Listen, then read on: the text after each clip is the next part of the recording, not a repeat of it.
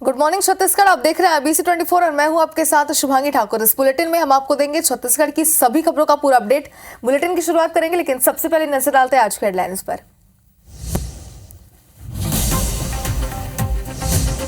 CM Vishnu Desai आज रायपुर लोकसभा क्षेत्र के चुनावी कार्यालय का करेंगे शुभारंभ। दोपहर में अधिकारियों कर्मचारियों की ले सकते हैं बैठक। आज सुकमा और दंतेवाड़ा के दौरे पर आएंगे पीसीसी चीफ दीपक बैज। कार्यकर्ताओं के साथ करेंगे बैठक। लोकसभा चुनाव को लेकर करेंगे मंथन।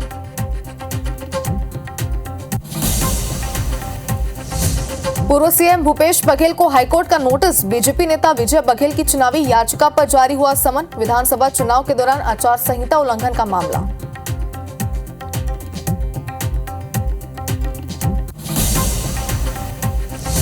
छत्तीसगढ़ में अब तक 133,88,000 मीट्रिक टन धान की खरीदी। पिछले साल की तुलना में 27 लाख मीट्रिक टन ज्यादा हुई खरीदी। अगले 2 दिन तक धान बेच सकेंगे किसान।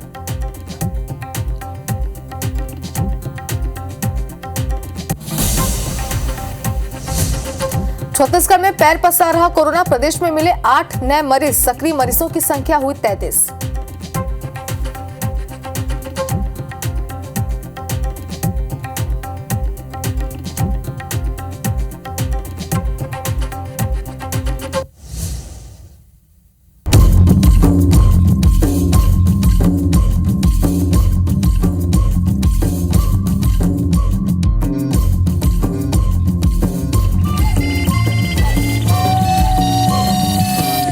बुलेटिन में सबसे पहले बात करेंगे धान खरीदी की। छत्तीसगढ़ में बम्पर धान खरीदी हुई है।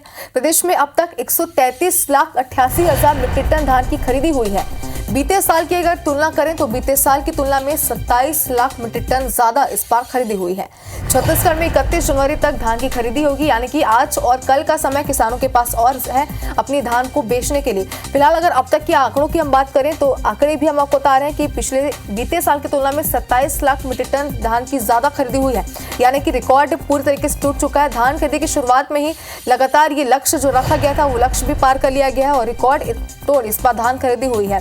तो धान खरीदी को लेकर के अक्सर बीजेपी और कांग्रेस में बयानबाजियां भी होती रहती है और इस वक्त अगर किसानों की हम बात करें तो किसानों के चेहरों में भी खुशी की लहर है, क्योंकि बीच में बारिश अब हुई थी तो ये कयास लगाया जाता है कि इसका प्रभाव सीधे धान खरीदी पर पड़ सकता है।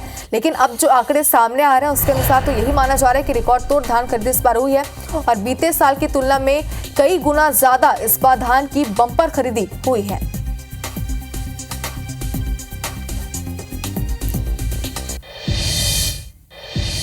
और अब बात करते हैं मुख्यमंत्री विष्णु देसाई के आज के कार्यक्रम की। तो कई कार्यक्रमों में आज सीएम शामिल होंगे। रायपुर में लोकसभा कार्यालय का उद्घाटन करेंगे। दोपहर 2:50 पर मंत्रालय जाएंगे सीएम और मंत्रालय में अधिकारियों कर्मचारियों की वो बैठक भी ले सकते हैं। तो अगर सीएम ये बैठक लेते हैं तो बैठक बेहद ही महत्वपूर्ण रहने वाली है, क्योंकि लोकसभा चुनाव बेहद नजदीक है। इसको लेकर के लगातार पार्टी में बैठकों का दौर जारी है और इसी बीच सभी पदाधिकारियों कार्यकर्ताओं की सीएम यहाँ पर बैठक लेंगे और जाहिर सी बात है कि लोकसभा चुनाव को लेकर उन्हें कई सारा जीत का मंत्र देते हुए भी नजर आएंगे। साथ ही रणनीति भी उनके साथ वो मिलकर बना सकते हैं। इसी के साथ ही मंत्रालय में अधिकारियों कर्मचारियों की बैठक और भी कई मायनों में खास है, क्योंकि कई सारे विशेष मुद्दे हैं प्रदेश में, जैसे कि मोदी की गारंटी, इन्हें लेकर के भी इस बैठक में चर्चा हो सकती है और कई सारे बड़े ऐलान भी इसके बाद हो सकते हैं। तो सबसे पहले रायपुर में लोकसभा कार्यालय का सीएम आज उद्घाटन करेंगे। दोपहर 2:50 पर सीएम मंत्रालय जाएंगे और उसके बाद पदाधिकारियों और कार्यकर्ताओं की वो बैठक भी ले सकते हैं, जैसे कि जानकारी पहले भी हम आपको दे रहे थे। तो मंत्रालय में अधिकारियों और कर्मचारियों की बैठक आज हो सकती है।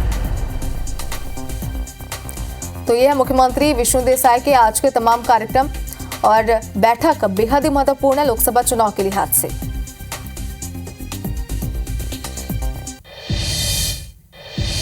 और छत्तीसगढ़ में 11 सीटों के लक्ष्य के साथ भाजपा लोकसभा चुनाव की तैयारी में पूरी तरीके से जुट गई है। ऐसी चर्चा है कि आचार संहिता की घोषणा के पहले भाजपा अपने प्रत्याशियों की पहली लिस्ट जारी कर देगी। इधर चर्चा ये भी है कि मंत्री बनने से चुके और हारे विधायकों की टिकट उन्हें नहीं दी जाएगी। भाजपा के वरिष्ठ नेताओं का कहना है कि विधानसभा की तर्ज पर लोकसभा में भी नए और पुराने चेहरों का सामंजस्य होगा। कुछ सांसदों की टिकट भी काटने की संभावना है। इधर सत्ता जाने के सदमे में डूबी कांग्रेस भी लोकसभा चुनाव की तैयारी में अब जुट गई है। कांग्रेस के नए प्रदेश प्रभारी सचिन पायलट की उपस्थिति में स्क्रीनिंग कमेटी की बैठक हुई। इसमें कांग्रेस के पूर्व मंत्रियों को चुनाव लड़ने का प्रस्ताव आया, मगर कोई भी बड़ा नेता इसके लिए तैयार नहीं है। भारतीय जनता पार्टी के 11 सीट जीतने के दावे को लेकर कांग्रेस के वरिष्ठ नेता सत्यनारायण शर्मा का कहना है कि भारतीय जनता पार्टी दावा कर सकती है, हमारी भी तैयारी शुरू हो चुकी है। भारतीय जनता पार्टी की जो प्रक्रिया है कि निचले स्तर से लेकर प्रदेश स्तर तक प्रत्याशियों की पैनल केंद्र को भेजी जाएगी और केंद्र उसके ऊपर में निर्णय करेगा कि कौन प्रत्याशी होगा कौन नहीं होगा। मुझे लगता है कि आचार संहिता लगने के पहले हो जाएगा। लोकसभा के चुनाव की तैयारी दोनों साथ साथ चल रही है, हमारे कोई दिक्कत नहीं है। और हम भाजपा का दावा तो करना, उनका तो बड़बड़ापन दावा करना एक अलग बात रहती है, लेकिन चुनाव होगा, टक्कर होगी। और वहीं दीपक बैच आज 2 जिलों के दौरे पर रहेंगे। सुकमा और दंतेवाड़ा जाएंगे। पीसीसी चीफ दीपक बैच कांग्रेस कार्यकर्ताओं के साथ बैठक करेंगे। लोकसभा चुनाव की तैयारी पर इस बैठक में चर्चा होगी। बीजेपी प्रदेश अध्यक्ष किरण देव के घर भी दीपक बैच जाएंगे और किरण देव के पिता को यहां पर वो श्रद्धांजलि देंगे। तो जैसा कि इसके पहले भी जानकारी हम दे रहे थे कि बीजेपी और कांग्रेस दोनों ही लोकसभा चुनाव की तैयारियों में जुट गई है। मैराथन बैठकें हो रही है और इसी बीच सुकमा और दंतेवाड़ा के दौरे पर रहेंगे पीसीसी चीफ, जहां पर कांग्रेस कार्यकर्ताओं के साथ वो बैठक करेंगे। और ये साफ कर दिया गया है कि इस बैठक में लोकसभा चुनाव की तैयारी पर चर्चा की जाएगी, यानी कि ये सभी कार्यकर्ताओं पदाधिकारियों को दीपक बैच जीत का मंत्र भी देंगे। साथ ही लोकसभा चुनाव के लिए उन्हें एक्टिव मोड पर भी लेकर आएंगे।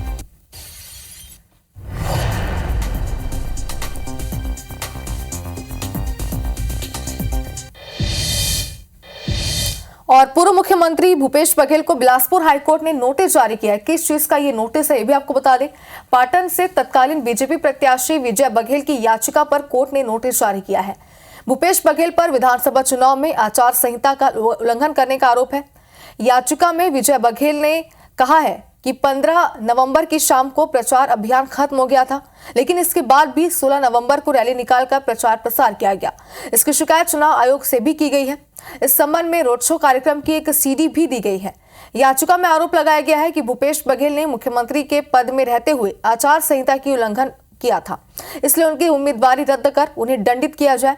मामले में अब अगली सुनवाई 26 फरवरी को तय की गई है।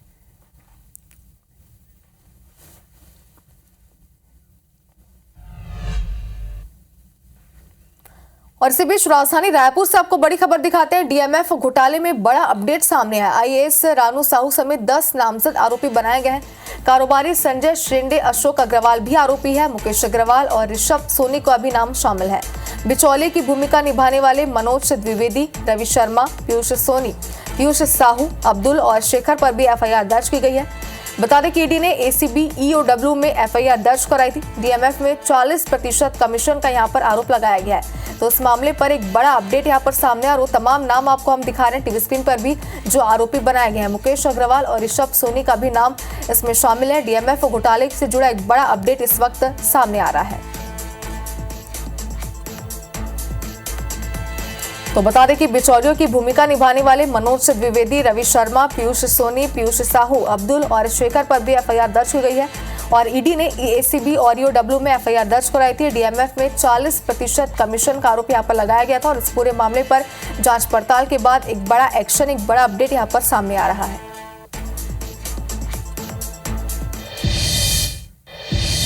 और कोंडागांव में कांग्रेस अध्यक्ष दीपक बैच ने पार्टी पदाधिकारियों की अहम बैठक ली है। लोकसभा चुनाव और भारत जोड़ो न्याय यात्रा को लेकर बैठक में चर्चा हुई। चुनाव और यात्रा को लेकर रणनीति बनाई गई। इस दौरान कांग्रेस अध्यक्ष दीपक बैच ने बीजेपी पर जमकर निशाना साधा। बैच ने कहा कि बीजेपी ने झूठे वादे कर सरकार बनाए हैं। 2 महीने के बाद भी एक भी वादा पूरा नहीं कर पाए हैं। बीजेपी सरकार में प्रदेश अपराध का गढ़ बन गया है। भारतीय जनता पार्टी ने छत्तीसगढ़ के जनता के साथ झूठे वादे कर सत्तासीन हुई, लेकिन आज 2 महीने लगभग सरकार बनने जा रही है, लेकिन आज भी भारतीय जनता पार्टी का एक भी वादा पूरा नहीं हुआ। और छत्तीसगढ़ में सत्ता परिवर्तन के बाद नगर पालिका और नगर पंचायतों में अविश्वास प्रस्ताव का दौर जारी है। इसी कड़ी में सक्ती जिले के अड़भार नगर पंचायत में भी अध्यक्ष के खिलाफ अविश्वास प्रस्ताव लाया गया और बीजेपी ने कांग्रेस के नगर पंचायत अध्यक्ष की कुर्सी छीन ली। अविश्वास प्रस्ताव के लिए हुई वोटिंग में 12 पार्षदों ने अविश्वास प्रस्ताव के पक्ष में वोट किया और अध्यक्ष को मात्र 3 मत ही मिले, जिससे अध्यक्ष चंद्रप्रभा की कुर्सी चली गई। अड़भार नगर पंचायत का अध्यक्ष पद अनुसूचित जाति महिला वर्ग के लिए आरक्षित था। अध्यक्ष चंद्रप्रभा गर्ग के खिलाफ हम समस्त 12 पार्षदों ने अविश्वास प्रस्ताव लगाया था, जिसके तहत आज नगर पंचायत अड़भार के सभा कक्ष में सम्मेलन आहूत की गई, जिसमें अविश्वास के पक्ष में 12 वोट मिले एवं विपक्ष में 3 वोट मिले, जिसके तहत रिटर्निंग ऑफिसर ने उन्हें अविश्वास प्रस्ताव पारित किया। और राजधानी के खमाड़ी इलाके में ओवर स्पीड को लेकर शुरू हुआ विवाद थमने का नाम नहीं ले रहा है। आरोपियों द्वारा घर में घुसकर 57 वर्षीय बुजुर्ग कारोबारी संतोष जैन से मारपीट करने के विरोध में बजरंग दल और विश्व हिंदू परिषद ने खमाड़ी थाने का घेराव कर दिया। कार्यकर्ताओं ने आरोपियों को पुलिस द्वारा बचाने का आरोप लगाते हुए करीब 3 घंटे तक थाने के सामने ही धरने पर बैठकर जमकर नारेबाजी की। इससे खमाड़ी चौक पर जाम की स्थिति बन गई। दरअसल 26 जनवरी की रात तेलीबांधा इलाके में तेज रफ्तार कार चलाने को लेकर युवकों और बुजुर्ग के बीच विवाद हुआ था। पुलिस ने आरोपी युवक शेख इमरान, फहीम खान, मोह शकील को गिरफ्तार कर रविवार को कोर्ट में पेश किया, जहां से उन्हें जमानत मिल गई थी। इसी से नाराज स्थानीय रहवासियों ने थाने का घेराव कर दिया और मौके पर सिटी एएसपी लखन पटले, एसडीएम देवेंद्र पटेल को ज्ञापन सौंपा। आरोपियों के खिलाफ धारा बढ़ाने और दोषी पुलिस कर्मियों के खिलाफ कार्रवाई के आश्वासन के बाद धरना समाप्त किया गया था। विवाद ऐसा हो गया कि एक जैन परिवार और मुस्लिम लड़कों के बीच में, और यह विवाद के बाद मुस्लिम लड़के उस विवाद को वहां खत्म न करते हुए जैन परिवार के घर तक पहुंच गए। पुलिस प्रशासन जो भी है वो कहीं ना कहीं ये सब चीज़ों को देखे। हमारी मांग इसके अलावा और कुछ नहीं है। हम कुछ नहीं चाहते। हम चाहते हैं एक आम आदमी यहाँ पर शांति से सुरक्षित महसूस करते हुए रहे। पुलिस के संरक्षण में उन्होंने जैक, रॉड, तलवार और पाना से हम पे हमला किया। तो जो भी वैधानिक कार्यवाही है, जो भी तथ्य इसमें आएंगे फुटेज चेक करने के बाद, जो उस आधार पर इसमें धाराएं लगाई जाएगी और कार्रवाई की जाएगी। इधर सरगुजा के मणिपुर थाना क्षेत्र के बंजारी में गर्लफ्रेंड से ब्रेकअप कराने से आहत युवक ने अपने नाबालिग दोस्त का रस्सी से गला घोंटकर हत्या कर दी थी। रविवार को बिलासपुर रोड में बंजारी के पास पुलिस को एक युवक का शव मिला था। जांच में मृतक की पहचान बंजारी लक्ष्मीपुर निवासी आशीष लकड़ा के रूप में हुई। हत्या के बाद मृतक के शव को खेत में फेंककर आरोपी मौके से फरार हो गया था। मामले में पुलिस ने मृतक के दोस्त वीरेंद्र नागवंशी को संदेह के आधार पर हिरासत में लिया और कड़ाई से पूछताछ की तो मामले का पूरा खुलासा हुआ। आरोपी को यह शक था कि आशीष उसकी गर्लफ्रेंड से उसका ब्रेकअप कराकर अपनी नसीकियां बढ़ा रहा है। इसी कारण आरोपी ने आशीष की हत्या की साजिश रची। दोनों ने शराब पिया और जब आशीष नशे में धुत हो गया तो आरोपी ने मृतक के जैकेट के रस्सी से ही गला घोंटकर जान ले ली। पुलिस ने आरोपी वीरेंद्र नागवंशी को गिरफ्तार कर हत्या में प्रयुक्त जैकेट और रस्सी बरामद कर ली है। पता चला कि उसका एक दोस्त है जो वीरेंद्र कुमार नागवंशी, उसका एक गर्लफ्रेंड था और उसके साथ ये अपना जो मृतक है वो ब्रेकअप करवा दिया था। तो उसी को लेके गुस्से में उसको मारने का स्वीकार किया है। कोर्ट भी आ गया है, कंप्लीटली उसमें होमिसाइडल आया है। तो हम लोग एफआईआर दर्ज करके उसको गिरफ्तार किए थे और आज रिमांड पे भेजा जा रहा है। और छत्तीसगढ़ में इस बार बिजली की दरें बढ़ने के संकेत मिल रहे हैं। वित्तीय वर्ष 2024-25 के लिए बिजली वितरण कंपनी ने नियामक आयोग के पास अपनी याचिका दायर कर दी है, जिसमें कंपनी ने लगभग 4,400 करोड़ रुपए के घाटे का आकलन दिया है। इसमें पिछले वर्षों के नुकसान को भी शामिल किया गया है। बिजली कंपनी की ओर से नियामक आयोग को दिए गए आवेदन में घरेलू उपभोक्ताओं को छोड़ बाकी सभी श्रेणी में बिजली की दरों में औसत बढ़ोतरी के लिए सुझाव दिए गए हैं। साथ ही साथ उद्योगों को दिए जाने वाले लोड फैक्टर इंसेंटिव में भी कटौती की बात कही गई है। नियामक आयोग के चेयरमैन हेमंत वर्मा के मुताबिक बिजली कंपनी की याचिका पर दावा आपत्ति मंगाई जाएगी और उसके बाद उस पर जन सुनवाई करके बिजली की दरें तय की जाएगी। आई है उसमें तो जो 24-25 का जो टैरिफ उन्होंने मांगा है प्रपोजल के लिए अप्रूवल मांगी है, उसमें तो उन लोगों ने करीब 4400 करोड़ का गैप आ रहा है उनके हिसाब में। घरेलू उपभोक्ताओं को छोड़ के बाकी सब कैटेगरी में आप रैशनलाइज कर लीजिए टैरिफ को। इधर बागेश्वर धाम के प्रसिद्ध हनुमान कथावाचक पंडित धीरेन्द्र कृष्ण शास्त्री का दिव्य दरबार सोमवार को कवर्धा में लगा।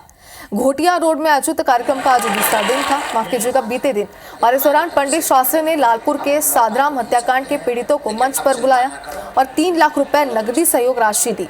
पंडित ने इस दौरान कहा कि जब वे कवर्धा आए तब पता चला कि गौशाला के सेवक सादराम यादव का 6 लोगों ने मिलकर उनकी हत्या की थी। वे उनके परिजनों से मिलने उनके घर भी गए थे। उन्होंने मामले के मास्टरमाइंड को फांसी की सजा देने की मांग की। बता दें कि 21 जनवरी की रात सादराम का धारदार हथियार से गला रेत कर हत्या की वारदात को अंजाम दिया गया था, जिसके बाद दोषियों को फांसी देने की मांग भी तेज हो गई है। पुलिस ने इस मामले में अब तक 6 आरोपियों को गिरफ्तार किया है। उनको रोका कि तुम नशा मत करो, उनकी गला काट के हत्या कर दी, लेकिन तुम चिंता न करो, ये हमारी तरफ से तुम्हारे परिवार के लिए नहीं।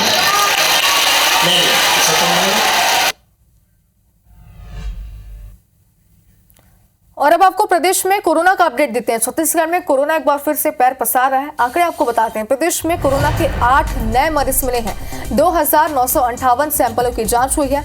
पॉजिटिविटी दर 0.27% है और प्रदेश में सक्रिय मरीजों की संख्या 33 हो चुकी है। आपको एक बार फिर से जानकारी दे दें कि हालांकि हाल ही में अभी कुछ दिनों पहले ये आंकड़े जो सामने आ रहे थे, उसके अनुसार ये कहा जा रहा था कि प्रदेश में कोरोना की रफ्तार अब थम चुकी है, क्योंकि लगातार देखा जा रहा था कि पूरे हफ्ते में सिर्फ 1 या 2 ही मरीज सामने आए थे। लेकिन एक बार फिर से अब जो आंकड़े सामने आ रहे हैं उसके अनुसार प्रदेश में सक्रिय मरीजों की संख्या अब 33 हो चुकी है। यानी कि एक बार फिर से अब लोगों को सावधानी बरतने की जरूरत है और प्रिकॉशंस रखने की जरूरत है।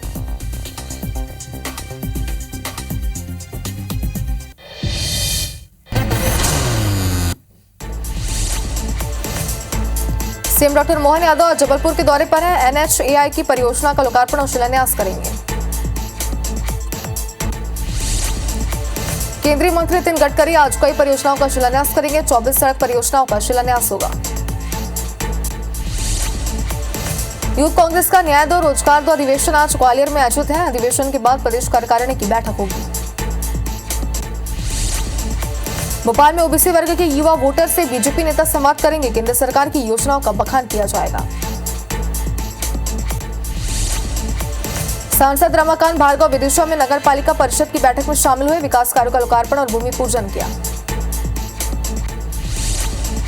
बालाघाट में वन अमले ने फेंसिंग तार में फंसे भालू की जान बचाई। बैहर रेंज का मामला है।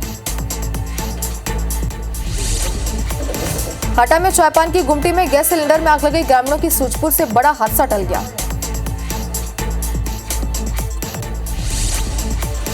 सीयूटी प्रवेश परीक्षा के लिए पंजीयन की प्रक्रिया शुरू हो चुकी है। डीएवीवी में 43 पीजी कोर्स की 1500 सीटें रखी गई हैं। धार में सोने चांदी की दुकान में चोरी का सीसीटीवी वीडियो सामने आया। 2 महिलाओं और एक युवक पर केस दर्ज हुआ है। सतना में 3 एम्बुलेंस चालकों पर केस दर्ज हुआ है और जो मरीजों से लंबे समय से ये वसूली कर रहे थे। इंदौर में रिक्शा महासंघ ने रिक्शा की रूट तय करने का विरोध किया और हड़ताल पर जाने की धमकी दी। विदिशा में 13 साल की किशोरी की संदिग्ध परिस्थितियों में मौत हो गई। पुलिस जांच में जुटी है। मुरैना में हाउस हेल्पर ने मालिक के घर में 20 लाख रुपए की चोरी की। पुलिस ने आरोपी को गिरफ्तार कर लिया है।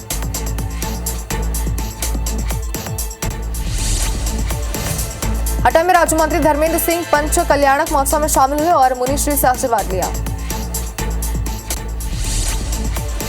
बालाघाट में वाहन चालक और 2 ढाबा संचालक के खिलाफ एफआईआर हुई। धान की हेराफेरी का वीडियो वायरल हुआ था, जिसके आधार पर कार्रवाई की गई। नरसिंहपुर में भगवान तिल गणेश की भक्तों ने पूजा अर्चना की। मंदिर प्रांगण में भव्य मेले का आयोजन किया गया। ग्वालियर में बाल संप्रेक्षण गृह से फरार 4 आरोपी पुलिस की पकड़ से बाहर हैं। एक अपचारी को इंदौर से पकड़कर संप्रेक्षण गृह में भेजा है। भोपाल में कलेक्टर ने देर रात एसडीएम कार्यालय का औचक निरीक्षण किया। जिले में 1000 राजस्व प्रकरणों का निराकरण किया गया। भिंड में युवकों ने सरेआम कट्टा लहराया। एसपी के मुताबिक जांच के बाद कार्रवाई होगी। भिंड में जे के अड्डे पर पुलिस ने दबिश दी। 9 जुआरियों को पुलिस ने गिरफ्तार किया। और इसी के साथ इस बुलेटिन में फिलहाल इतना ही, लेकिन लगातार खबरों से अपडेट आने के लिए आप बनी रहे IBC 24 के साथ। नमस्कार।